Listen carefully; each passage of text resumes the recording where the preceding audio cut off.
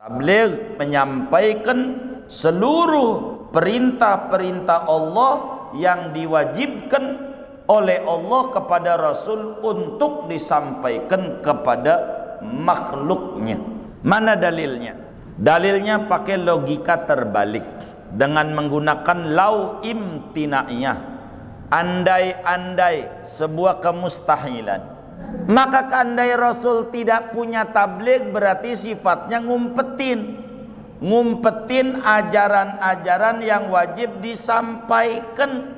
Andai Rasul itu ngumpetin ajaran, tidak nyampein ajaran, maka kita tentu diperintah oleh agama untuk ngumpetin juga. Allahu ya Allahu ya Allah.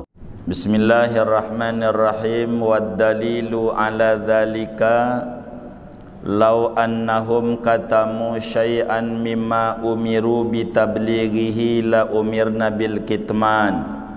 Adapun dalil atas yang demikian itu sifat tabligh, yaitu andai bahwa mereka para rasul, yaitu menyembunyikan oleh mereka akan sesuatu dari apa-apa yang mereka diperintahkan untuk menyampaikannya, la umirna bil kitman, niscaya diperintahkan kita dengan menyembunyikan. Wa huwa khianatun, menyembunyikan ilmu tu khianat, muharramun, lagi diharamkan, mal'unun fa'iluhu, dilaknat pelakunya. Wallahu la ya'muru bi muharram, dan Allah itu tidak pernah menyuruh dengan sesuatu yang haram. Qala ta'ala, berfirman Allah ta'ala, ya ayyuhar rasulu balligh ma unzila ilaik min rabbik. Wahai Rasul, sampaikan olehmu akan apa-apa yang diturunkan kepadamu dari Tuhanmu. Wa illam taf'al, jika kamu tidak melakukan, fama ballaghta risalatah, maka tidaklah menyampaikan kamu akan risalah Tuhanmu. Wallahu a'lam bissawab. Segini, saudara-saudara sekalian yang mulia, malam hari ini kajian kita memasuki pembahasan dalil tentang wajibnya sifat tabligh pada para rasul-rasulnya Allah.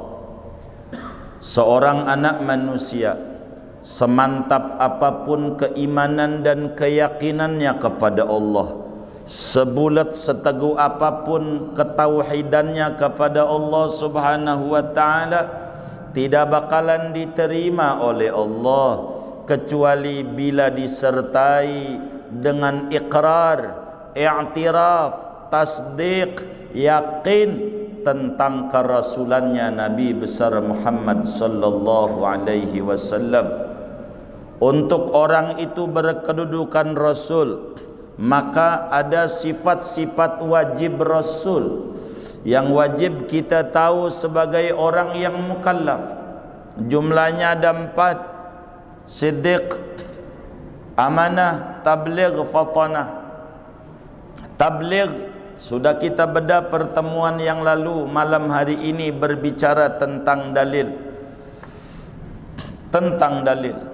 Sebetulnya saudara, seorang rasul itu bersifat tabligh tidak perlu dalil. Bahwa rasul bersifat tabligh tidak perlu dalil sebetulnya. Sebab kenapa tidak perlu dalil? Mau orang itu percaya atau tidak bahwa rasul itu bersifat tabligh, maka tetap saja tabligh adalah sifatnya rasul. Dan Allah akui ketablighan daripada para rasul.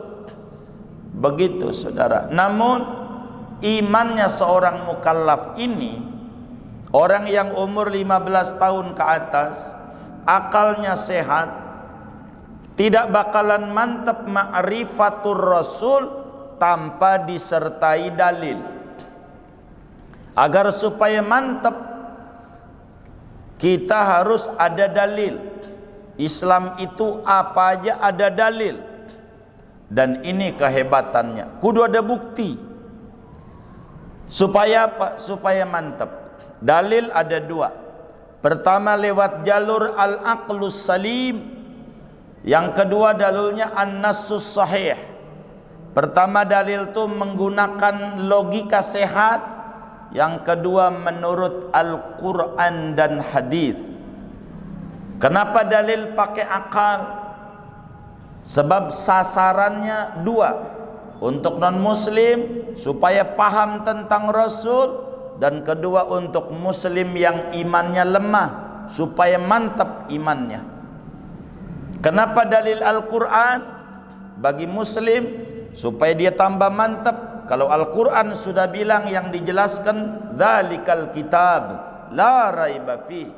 Bila sudah pakai Al-Quran, pakai hadis Nabi, maka kemudian itu mantap keimanan bahwa Rasul benar-benar bersifat tabligh.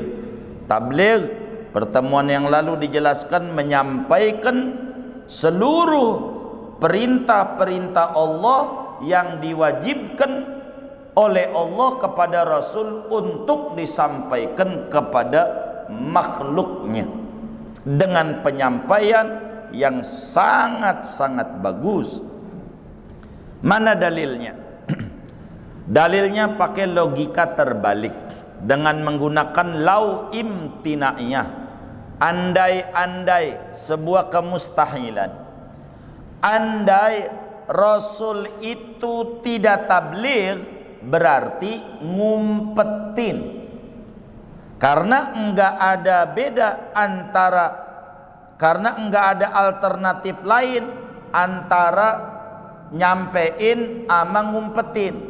Kalau enggak nyampein berarti ngumpetin. Kalau dia ngumpetin berarti enggak nyampein. Nyampeinnya separoh, itu juga tidak nyampein. Begitu. Biasa ada titipan, nyerap dulu separoh, turun. Ini namanya tidak nyampein. Tabligh tuh begitu, saudara.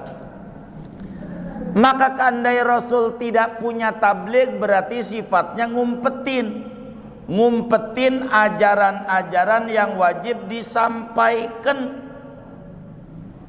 Nah, andai Rasul itu ngumpetin ajaran, tidak nyampein ajaran, maka kita tentu diperintah oleh agama untuk ngumpetin juga. Andai Rasul ngumpetin, maka kita diwajibkan juga untuk ngumpetin. Kenapa? Karena Allah Subhanahu wa ta'ala wajibkan kita untuk mengikuti, mentauladani Rasul. Dan andai kita diperintahkan mengumpetkan ilmu, mengumpetkan ajaran, kita ngumpetinnya enggak benar. Enggak benar. Namanya khianat. Begitu, dilarang. Maka bila kita dilarang, maka Rasul ngumpetin ilmu juga dilarang. Tidak benar, mustahil. Wong kita juga diperintah jangan ngumpetin karena kita ikut lah. Berarti kita dilarang, berarti Rasul juga dilarang ngumpetin. Bila ngumpetin dilarang, berarti yang ada nyampein itu bahasa Arabnya tabligh, dan itu yang kita cari dalilnya. Rasul tuh nyampein semua ajaran yang wajib untuk disampaikan. Sebab dalam pribadi Rasul tuh berbicara tabligh ada 3. Ada yang wajib disampaikan kepada manusia. 2, ada yang wajib diumpetin, enggak boleh disampaikan sama manusia, di antara rahasia-rahasia perjalanan ketuhanan. 3, ada yang diserahkan nama Rasul, boleh disampaikan, boleh tidak. Nah, tabligh ini yang diwajibkan, wajib menyampaikan seluruh yang diperintahkan untuk disampaikan. disampaikan. Kalau nggak nyampein namanya ngumpetin.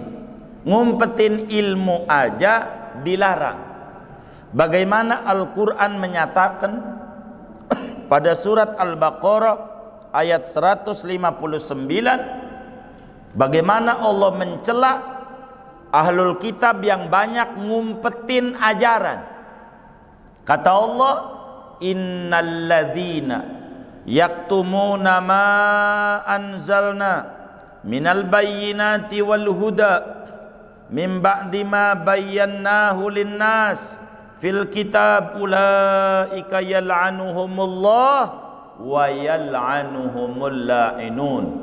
Kata Allah, sesungguhnya orang-orang yang tukang ngumpetin apa-apa yang kami turunkan dari keterangan-keterangan dan petunjuk sesudah kami jelaskan pada manusia di dalam Alkitab, mereka ahlul kitab ngumpetin ajaran.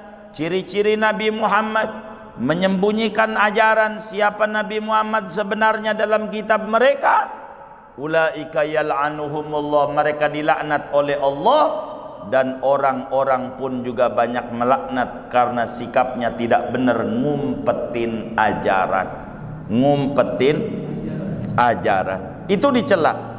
Bahkan dalam hadisnya Kanjeng Nabi besar Muhammad sallallahu alaihi wasallam menyatakan, man katamal ilma fa alaihi laknatullah. Siapa orang yang ngumpetin ilmu, maka dia dilaknat oleh Allah. Bahkan dalam hadis yang lain Nabi menyampaikan, ballighu anni walau ayah. Tabligh walaupun satu ayat. Itu menunjukkan tabligh itu adalah sifat yang melekat pada Rasul. Mana dalil Qur'annya lagi bahwa Rasul itu bersifat tabligh? Pada surat Al-Maidah ayat 67 Allah Subhanahu wa taala berfirman, ya ayyuhar rasul balligh ma unzila ilaika min rabbik fa illam taf'al fama ballaghta risalatah. Wahai sang Rasul, tablighkan, sampaikan apapun yang diturunkan kepadamu dari Tuhanmu. Kalau kagak disampein, enggak dikerjain, maka engkau belum tabligh namanya. Maka baligh namanya perintah dari Allah kepada Rasul untuk menyampaikan ajaran, dan perintahnya wajib. Dan kita sudah pahami bahwa Rasul tidak pernah khianat pada ngaji sifat amanah, tidak pernah melanggar ngerjain yang dilarang.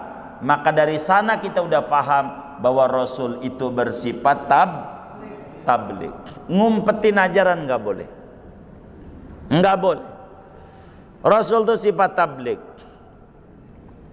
Banyak dalil-dalil Al-Quran yang menyinggung tentang pribadi Rasul, tentang tabligh. Di juz amma tuh, abasa wa tawalla an ja'ahul a'ma. Abasa wa tawalla, cemberut dan melengos ketika datang orang yang buta. Tuh, Nabi diingetin, ada Ibnu Ummi Maktum datang, abasa wa tawalla. Ini kalau kita diomelin bini, mau didongengin sama temen nggak? Kalau bininya kalau di rumah ngomel-ngomel, kagak. Kalau ditunjukin nama orang, gua jagoan. Padahal di rumah tuh baik mah, begitu, kayak begitu, luar biasa. Begitu, itu sampai kayak begitu. Banyak. Mana lagi di antaranya di surat apa ya? Ahzab kali ya. Falamma qada Zaidum minha wataran zawwajnakaha. Itu bagaimana itu? Rasulullah punya anak angkat namanya Zaid bin Harisah, nikah sama Siti Zainab, seorang perempuan Quraisy, anak angkatnya Nabi, nikah sama dia, Siti Zainab. Ketika itu tidak harmonis rumah tangganya karena berbeda kelas kala itu. Mantan budak ini, anak angkat. Tapi dalam zaman dulu anak angkat itu sebelum Islam ini datang kayak anak kandung, dapat warisan dan segalanya, percis kayak anak kandung. Begitu. Maka Rasulullah datang diluruskan tentang anak angkat. Maka kemudian itu cerai Zaid bin Harisah dengan bininya Zainab. Maka Rasulullah SAW diperintah Allah untuk menikahi mantan istri anak angkatnya. Disuruh oleh Allah untuk nikahin mantan istri, jadi mantu angkat, mantu ya, mantu angkat, suruh nikahin. Nabi mikir, kalau dinikahin bagaimana? Apa kata dunia? Begitu. Kalau nikahin ama bekas anak angkat aja, nikahin mantu angkat, begitu. Nabi, tapi karena wajib tabligh, enggak mau pikirin kalau orang tabligh tuh mau komentar orang apa kek, urusan dia. Yang penting tabligh, karena bukan apa kata orang, kudu apa kata Allah. Bukan takut sama orang, kudu takut sama Allah. Terserah. Maka Al-Quran sampaikan itu, falamma qada Zaidun minha wataran zawwajnakaha. Ketika Zaid bin Harisah anak angkatnya Nabi telah beres tentang iddahnya segala macam, maka ku kawinkan engkau Nabi Muhammad dengan Siti Zainab. Nikah. Allah yang bilang. Maka radina billahi rabban. Allah enggak dipikirin sama Nabi. Apa komentar orang dia nikah? Benar, Allah yang nyuruh. Zawwajnakaha. Sampai kalimat ini menjadi satu kebanggaan Siti Zainab di mata istri-istri Nabi yang lain. Mana ada di antara kalian yang ngawinin langsung Allah? Ana doang. Di Al-Quran Allah jelasin, ana dikawinin langsung oleh Allah, abadi sampai akhir zaman, dalam rangka menjelaskan hukum bahwa anak angkat ya bukan anak. Begitu. Nggak dapat warisan. Kalaulah kita punya anak angkat, kita harus bijak nanya sama kiai, apa yang kita pengen kasih sama dia, kasih mumpung masih hidup, namanya hibah. Kasih. Begitu, mumpung masih hidup kasih dia. Nanti kalau gua mati, itu namanya wasiat, dapatnya dikit, sepertiga doang. Maka nanya siapa yang punya anak angkat, nanya sama kiai bagaimana, biar jangan sampai kita dikubur nyesel, repot. Begitu. Islam tuh ada namanya tabanni, dijelaskan anak angkat nih bagaimana. Membatalkan Islam tentang hubungan darah anak angkat. Anak angkat tetap bukan anak dalam Islam. Artinya bukan anak, tidak ada namanya disebut mawaris. Boleh juga istri anak angkat kita kawinin, wong bukan anak, bukan mantu sebenarnya, orang lain, walaupun rasa-rasanya nggak enak, tapi diajarkan. Wis kata dunia rakus tuh orang. Ajaran, karena Nabi mewajib tabligh, sampein apa ya, mau resikonya apa kek, tuh tabligh begitu. Tabligh banyak itu, keterangannya panjanglah dalam kajian tafsir. Maka saudara sekalian, kesimpulannya Rasul wajib akli, Rasul itu bersifat tabligh. Akal sehat tidak mengerti, tidak terima kalau Rasul ngumpetin ajaran. 2, seorang mukallaf yang berakal sehat, umurnya 15 tahun ke atas, wajib tertanam di dalam hati sanubarinya keyakinan yang kuat, keyakinan yang mantap, keyakinan yang bulat bahwa Rasul itu bersifat tabligh. Tidak ada satupun Rasul ngumpetin ajaran yang wajib disampaikan kepada umat. Wajib. Resiko kalau kita nggak yakin, iman kita nggak sah. Kalau kita yakin, iman kita diterima. Yang ketiga, saudara, Kita harus paham apa itu tabligh, apa itu dakwah, apa itu amar ma'ruf nahi mungkar, apa itu ta'lim. Ini kesannya sama, beda. Kalau tabligh menyeluruh, apa itu tabligh? Tabligh itu menyampaikan materi ajaran Allah dengan sebaik-baiknya penyampaian dengan cara meninggalkan kata-kata sendiri. Kalau tabligh itu menyampaikan materi ajaran Allah dengan penyampaian yang terbaik tanpa meninggalkan keaslian materinya. Materi yang disampaikan kudu asli, namanya tabligh. Sehuruf pun kagak boleh berubah. Dan ini keluhuran ajaran Islam, gak ada di agama lain tentang aturan tabligh. Jadi kalau tabligh, maka Nabi bilang balighu anni walau ayat, sampaikan dariku walaupun sayat, ampein. Jadi nyampeinnya bagaimana kalau tabligh? Utuh, apa aja. Sampai dalam hadis yang sahih Nabi bilang, naddarallahu mra'an sami'a maqalati fawa'aha wa addaha kama sami'a. Allah subhanahu wa ta'ala berikan nadrah. Apa itu nadrah? Kecemerlangan, kecemerlangan jiwa.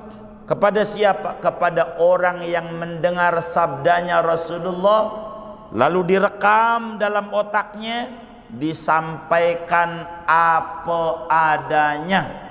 Itulah tabligh. Jadi kalau tabligh menyampaikan apa adanya. Nabi ngomong A, Nabi ngomong B, ndak boleh diumpetin.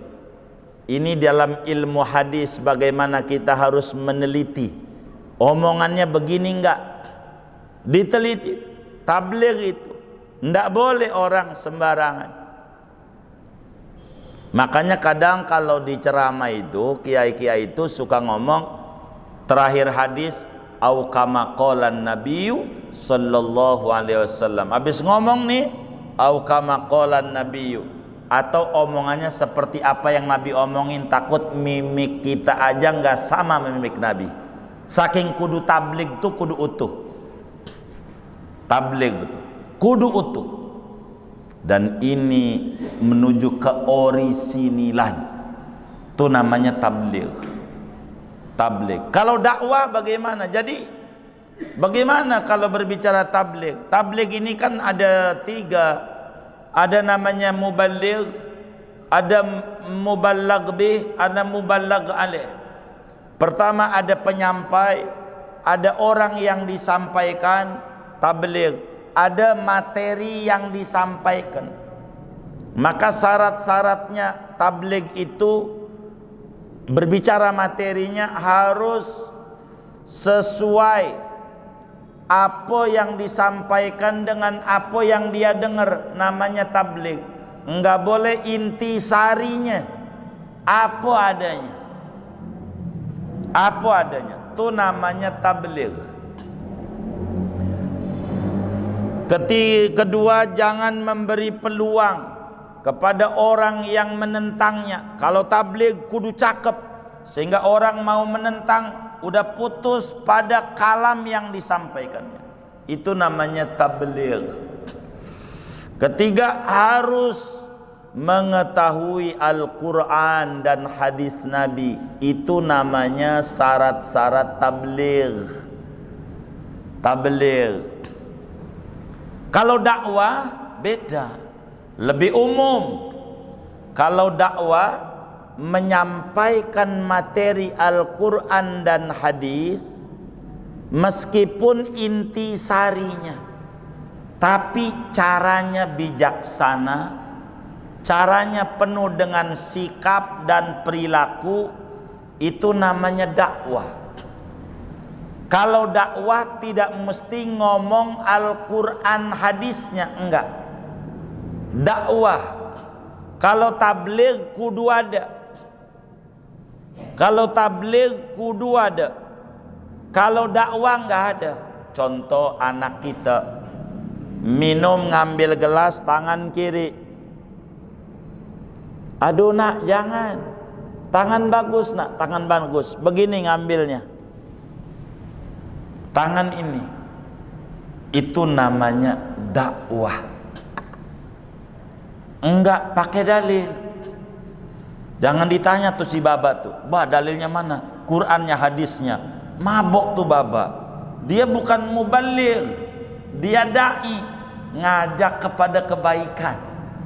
Kalau yang ngajak kepada kebaikan tuh enggak perlu pakai dalil, pakai contoh, pakai perilaku, itu dakwah namanya. Namanya dakwah. Namanya dakwah. Kalau taklim itu memberikan pengajaran tentang Al-Quran dan hadis dan ilmu Al-Quran dan hadis, mengikuti apa yang ada dari materi yang berkurikulum. Ini namanya taklim kita orang nih. Ada kitabnya, dibaca nggak boleh loncat-loncat. Namanya taklim. Itu judulnya majlis taklim berubah-berubah.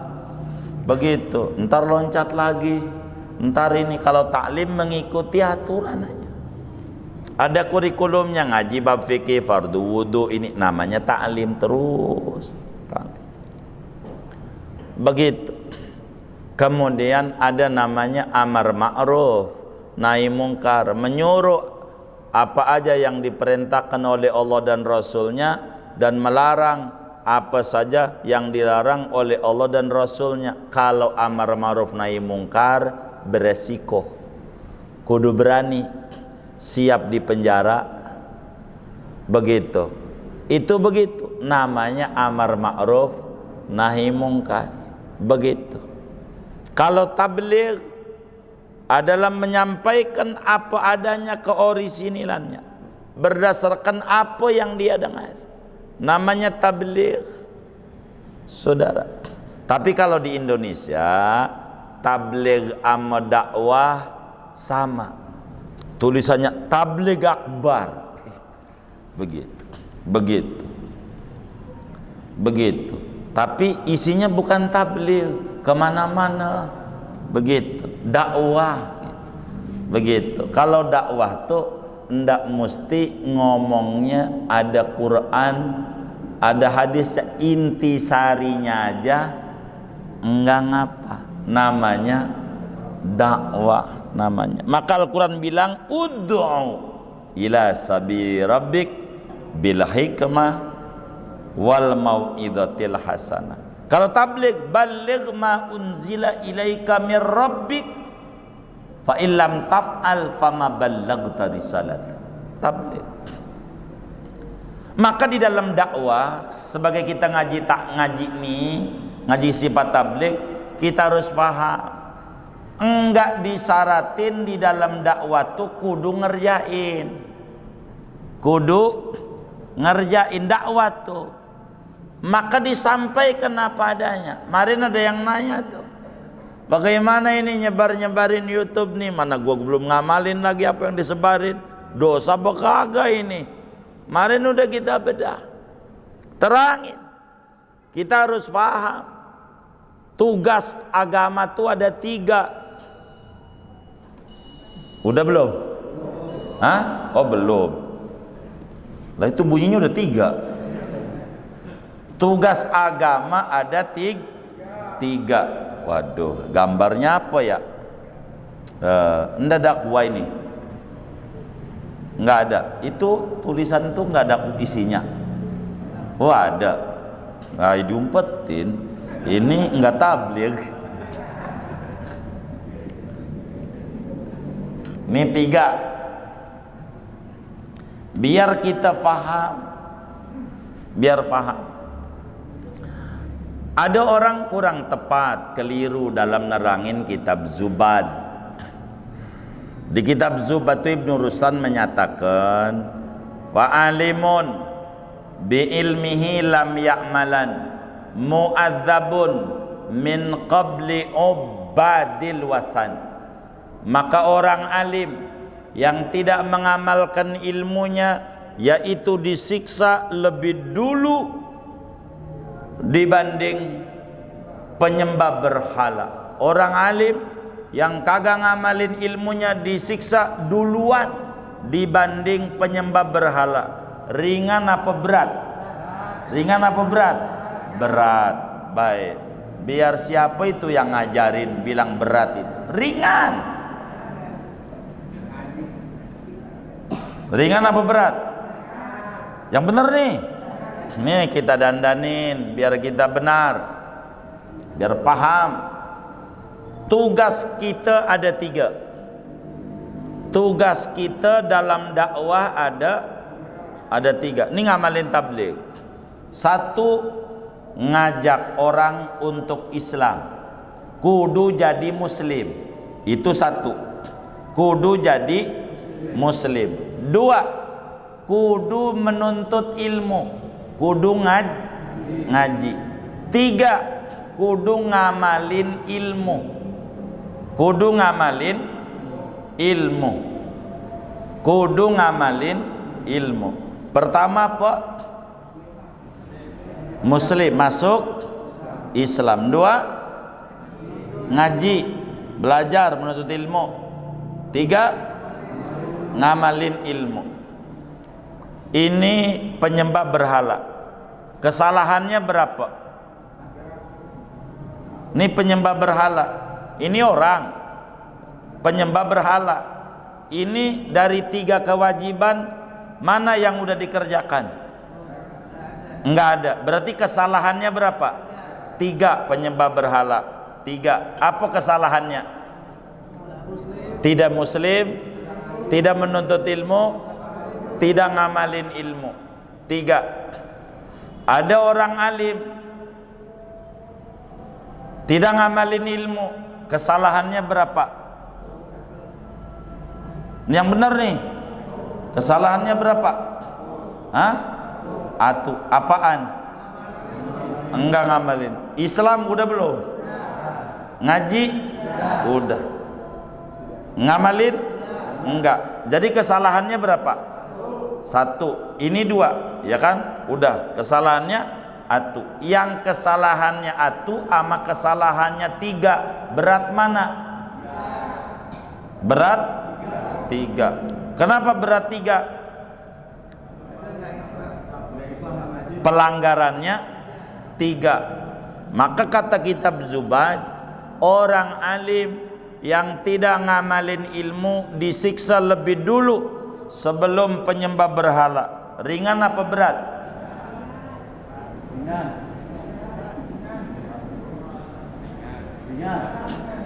Hah?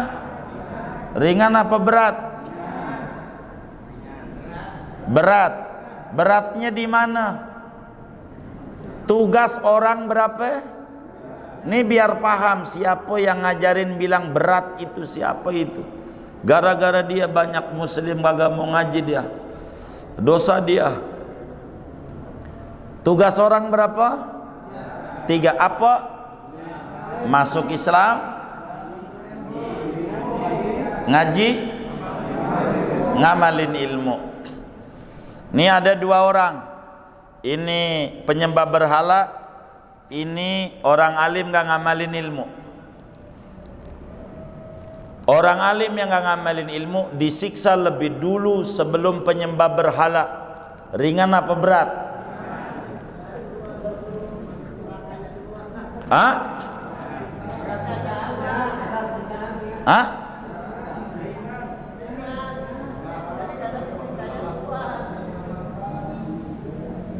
Loh.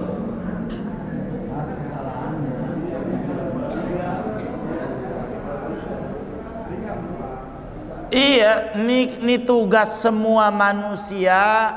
3. 1, Islam. 2, ngaji. 3, ngamalin ilmu. 3. Ini penyembah berhala. Mana yang belum diamalin? Hah? Semuanya. Berapa? 3. Jadi pelanggarannya berapa? 3. Ini orang alim gak ngamalin ilmu. Mana yang belum diamalin? Yang belum ngamalin. Mana yang udah dikerjain? 2 ngaji. 2. Maka kesalahan ini sama kesalahan si alim, berat mana? Hah? Berat mana? Hah? Ini biar bener otaknya ini. Siapa yang ngajarin itu? Jubatnya denger doang, jangan-jangan gak ngaji nih. Jadi mana ini yang berat? Kenapa penyembah berhala berat? Kesalahannya 3. Kalau si alim kesalahannya 1. Yang salah 3 sama salah 1, berat mana? Berat 3. Orang alim yang tidak ngamalin ilmu disiksa lebih dulu daripada penyembah berhala. Ringan apa berat? Kenapa? Kesalahannya 1. Gara-gara orang nyampein berat, ini siapa ini yang awal kali bilang berat ini? Maka muncul ada orang, gua mau gak ngaji, gua ngeri, takut disiksanya berat, gua mau gak mau ngaji. Sebab kalau nanti ngaji, kalau tahu, kalau nggak ngamalin berat, begitu. Maka orang nggak ngaji ama yang ngaji nggak ngamalin, berat mana? Hah? Kenapa?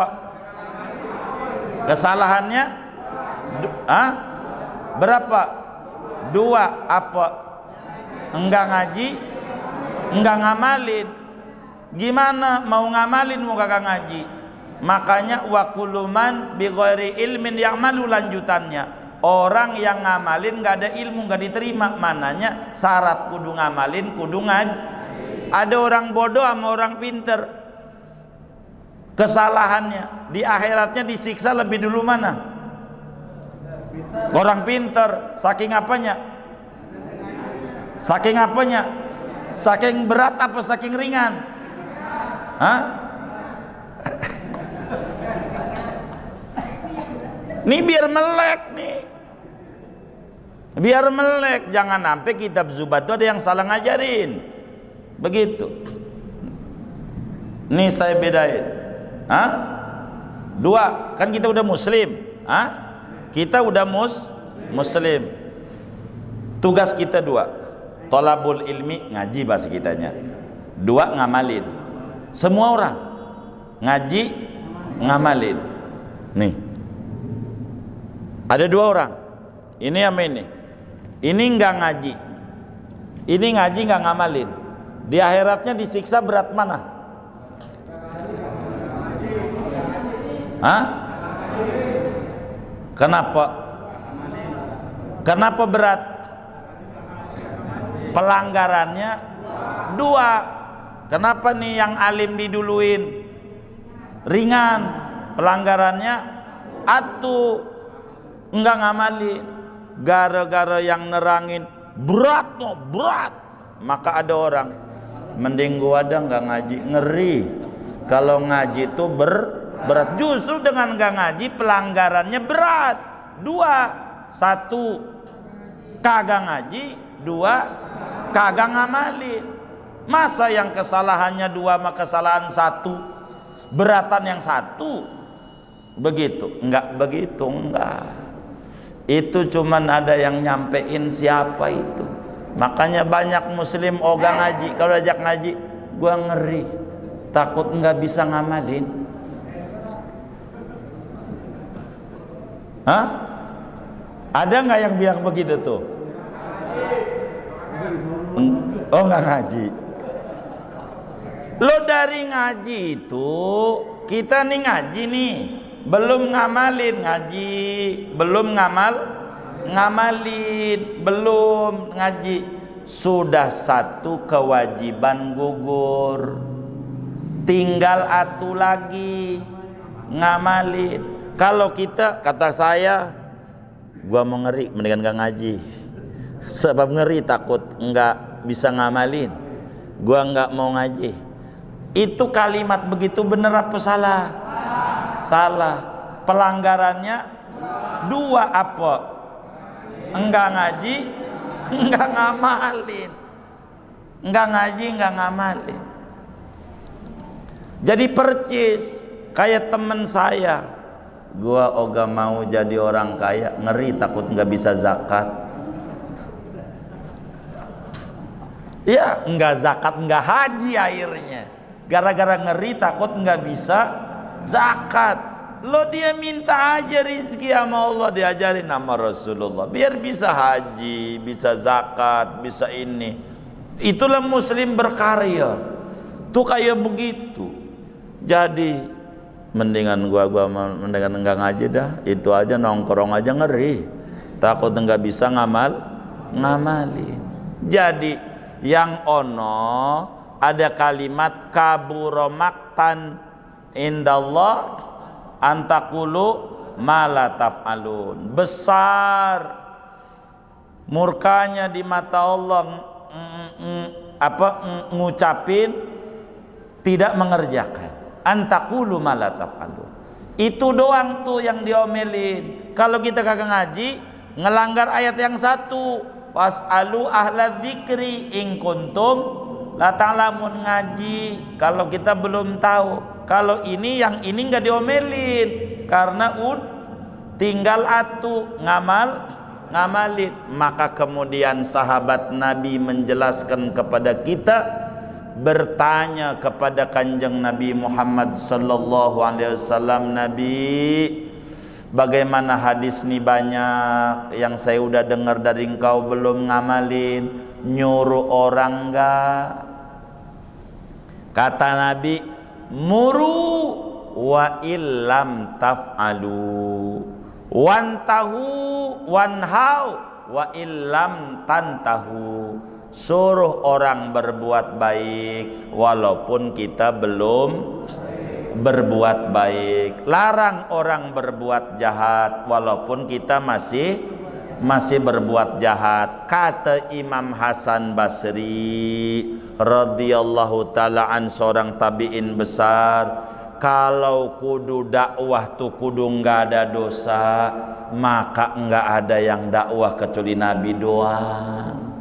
Begitu namanya kita mau pendosa, ada aja dosanya manusia maka pengen bersih dari dosa ya nggak bisa, manusia tempatnya salah.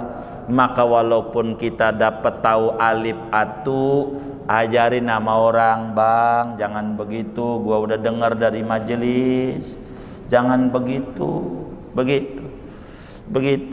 Gua dengar itu namanya dakwah. Sampaiin yang kita dapat ganjaran. Walaupun kita masih mabok, sama temen kita yang mabok, bang berhenti. Begitu, jangan, supaya gugur satu dakwah. Begitu cara kita dalam Islam ini biar benar beragama. Kayak begitu caranya. Bisa jadi gara-gara kita dengan pola-pola kita orang jadi nurut. Nah, jadi baik. Itu bagus. Namanya dakwah. Kita bisa tahlil, mimpin tahlil, jangan enggak. Suruh mimpin tahlil, gua ora bisa. Jangan belajar. Apa aja belajar. Terangin, bang, jangan begitu nih salah. Tahu dari mana lu salah? Kita jawab yang bagus. Dakwah tuh ada caranya, namanya bil hikmah. Begitu. Lu ngaji, coba baca nih kitabnya, baca. Jawab yang bagus. Begini, bang, masalahnya saya enggak pakai kacamata. Kalau pakai kacamata saya bisa. Gitu. Maka teman kita dimodalin beli kacamata di Trias Optik. Beli kacamata. Dia paranin kita, nih kacamata, baca Kan udah saya bilang, kalau baca kitab nggak bisa, kalau pakai kacamata saya bisa, timbang make doang. Make kacamata saya bisa, adapun baca mah ya kagak. Kalau baca mah pakai kacamata saya bisa, orang timbang make doang. Masalahnya nggak ada kacamata, kan saya udah bilang masalahnya nggak ada kacamata. Kalau ada kacamata, saya kalau pakai kacamata saya bisa apa? Iya, pakai kacamata. Salah lu aja, ya udah gua modalin lagi, tuh masalah lu. Kan udah bilang, kan udah diajarin cara dakwah tuh begitu, yang bagus. Cara dakwah tuh yang bagus. Ada seorang murid Muallim Syafi'i Hadami rahimahullahu ta'ala rahmatal abrar, datang sama muallim pagi-pagi. Kata dia, guru, saya ini disuruh ceramah walimatus safar, orang haji. Kan saya belonan haji, bagaimana? Kata guru, ceramah aja, tapi belon haji. Kata guru, not lihat noh Agim, waktu itu masih hidup Pak Kiai Arifin Ilham. Agim, Kiai Arifin Ilham tuh ceramah tentang surga enak. Tanya sama dia, udah masuk belum? Jadi bukan ukurannya di sono, bukan. Ini ilmu. Anda punya ilmu tentang haji, duit buat berangkat ndak ada. Dia duit ada, ilmu nggak ada. Anda ajarin ilmu, minta ilmu, enggak kudu begitu. Kita bujangan suruh ceramah tentang nikah, bagaimana ceramah aja, enggak perlu kudu nikah dulu. Yang ceramah tentang surga juga enggak ada yang masuk surga, udah masuk kecuali Nabi. Kita dapat data ilmu dari Nabi, surga tuh enak. Nabi nggak pernah bohong, sampaikan tuh begitu. Enggak mesti kudu masuk surga. Ini nyampe apa kagak tahlilan ini? Ntar nunggu gua mati dulu ya. Kalau udah gua mati baru gua sampein. Begitu. Ini bukan begitu. Maka walaupun saudara enggak dagang, punya ilmu dagang, ajarin. Itulah para dosen-dosen tuh di kampus. Dosen ekonomi, kiat-kiat bisnis sukses. Ya Allah, masih naik Gojek, muridnya Alphard, Mercy, banyak. Tanya Pak dosen UI ini, banyak nggak? Banyak. Ini bagaimana? Dia ilmunya ekonomi, katanya sarjana ekonomi, SE, MM, MBA, begitu. Apalagi ya, doktor, begitu. Tapi naik bajai. Ya, itu bukan kaitan dengan ilmu ekonomi. Begitu. Dia kan dapat ilmunya, bukan pelaku ekonomi. Punya ilmu ekonomi, bukan pelaku. Beda. Dan Allah tuh kalau mau ngasih kaya, ngasih ini, bukan karena ilmu. Begitu, bukan. Kalau karena ilmu, maka yang doktor kudu kaya. Lah kita SD aja kagak lulus, jualan barang rongsokan, besi tua, besi muda nggak punya, besi tua, rumahnya bagus, mentereng, ini sekolah nggak. Emang rezeki mau bukan karena sekolah, karena kemurahan Allah rezeki mau begitu. Jadi kalau pengen untung, dagang, begitu rumusnya. Tuh ilmu namanya. Jadi apa kayak yang saudara bisa sampaikan, saudara bisa bengkel. Ada orang nanya, bang bagaimana ini? Ajarin, itu juga dakwah, nyampein ilmu, ganjaran, manfaat. Saudara bisa masak, ajarin. Saudara bisa tahlil, ajarin. Jangan itu ada orang pengen belajar tahlil, bang ajarin saya tahlil ya. Kagak bisa, ntar lu saingan gua lagi. Saingan gua kalau lu bisa. Ya kagak, ajarin aja. Apa aja ajarin, begitu ajarin. Kenapa? Manfaat enak. Kalau orang pada subur, Saya ada yang protes teman saya, ngapa itu wirid-wirid dan murah rezeki dibagi-bagi mulu itu. Begitu, boros sendiri aja. Jangan. Jadi kalau punya teman-teman tuh pada subur enak, kita ngelihatnya enak, bertemannya aja enak. Begitu, bener nggak? Begitu kalau subur. Kalau susah kan puyeng kita. Begitu, bener nggak? Hah? Oh, lagi pusing tambah pusing kata Ubed tuh. Begitu. Ya udah kalau begitu kita ngeluh rame-rame gitu. Begitu. Maka zikir itu begitu biar kita diberi kesuburan sama Allah. Mungkin dia usahanya maju, mungkin dia punya zikir tersendiri kita nggak paham. Kan kita harus nanya kiat-kiat mereka sukses. Bagaimana itu? Ala kulli hal, dakwah sebagai kita belajar sifat tabligh penting. Walaupun kita orang katain itu resiko, baru ngaji 2 hari aja sok suci loh, sok bisa. Ya tugas kita orang ngaji ini 2 jawabannya nih, ingetin kita orang ngaji ini jawabannya jangan keluar dari mulut kita 2 nih rumus hidup bahagia. 1 amin, 2 doain. Nih 2 nih jangan keluar dari mulut kita kecuali 2 aja. Amin, doain. Kita bilangin sama orang, orang kayak macam lu ngaji paling juga angat-angat tai ayam. Enak nggak di kuping tuh? Enggak. Maka jawab kita doain. Kalau nggak enak, doain biar saya istiqomah. Begitu. Pas kita udah ngaji orang bilang, ya Allah, udah ustadz aja udah ngaji nih. Enak nggak di kuping tuh?